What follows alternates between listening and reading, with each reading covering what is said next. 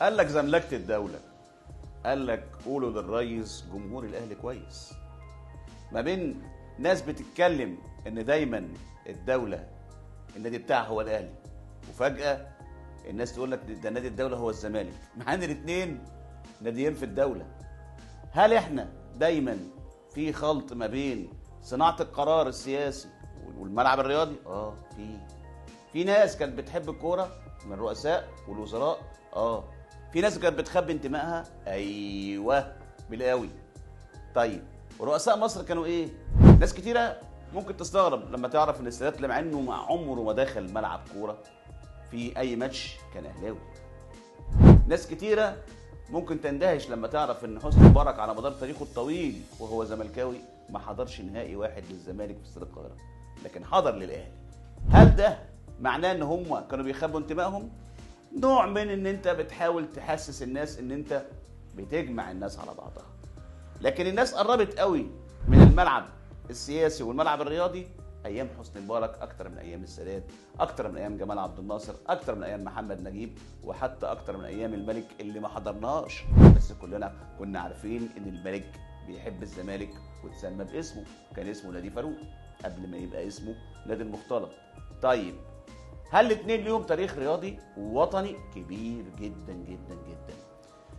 أندية كتيرة نفس القصة ما نقدرش نغفلها، يمكن بعضهم توارث شيئا فشيئا، لكن في النهاية احنا عندنا وزراء كانوا فعلا بيحبوا الكورة لدرجة ان منهم ناس كانت هتبقى مترشحة لرئاسة الاهلي ورئاسة الزمالك. اسألوا ولا نسأل مين؟ الناس مات بس في ناس عايشة، ايوه في ناس عايشة ربنا يديها الصح.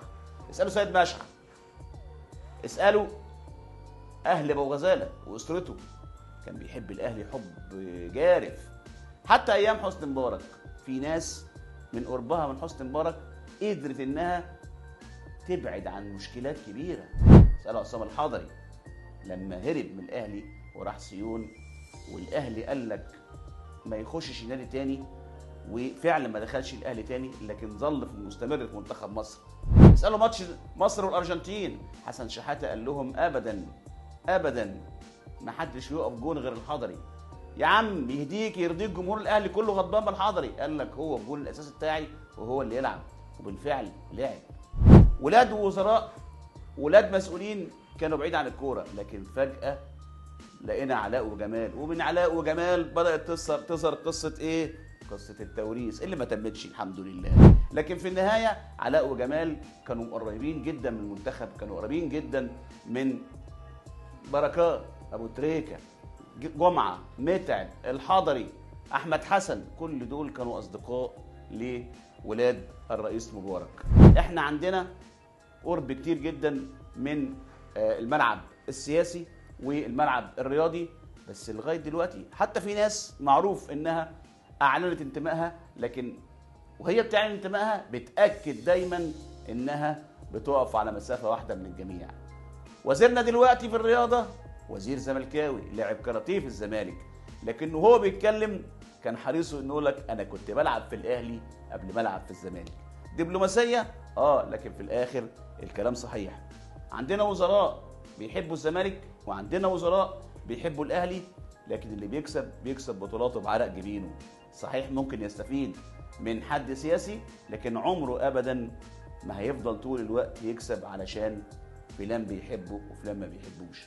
اوعوا تنسوا ان زي حواس نفسه لما حب يهزر قال لك الفراعنه كانوا اهلاويه، يعني الموضوع خرج من الملكيه والجمهوريه ودخلنا على الاسر الفرعونيه. الكوره في مصر زيها زي القهوه والشاي وسندوتش الفول وسندوتش الطعميه. الكوره في مصر هتفضل اهلي وزمالك حتى لو كان ايه بيحصل وايه بيتغير. الوزراء عمرك ما هتلاقي وزير بيشجع انبي، حتى لو كان سامح فهمي موجود وبيحب انبي او بيحب بتروجيت. عمرك ما هتلاقي وزير هيشجع حتى مؤسسه من المؤسسات علشان هو بيقودها بشكل ما او باخر. مش ممكن انسى ابدا الراجل العظيم المحترم المشير طنطاوي اللي طلع لنا حرس الحدود وخد كاس مصر وكاس سوبر، اللي طلع لنا طلائع الجيش وخد كاس سوبر، اللي طلع لنا اكتر من مؤسسه محترمه. مش ممكن ننسى الداخليه، مش ممكن ننسى الشرطه. الناس دي عملت تاريخ في كرة القدم المصرية، زي ما عمل الزمالك وزي ما عمل الأهلي وزي ما عمل الإسماعيلي وزي ما عمل المصري. كل دول اكتسبوا قدرتهم على ان هم يقدموا كرة حلوة او يعملوا تاريخ او ياخدوا بطولات بسبب ان وراهم مسؤولين سياسيين كبار.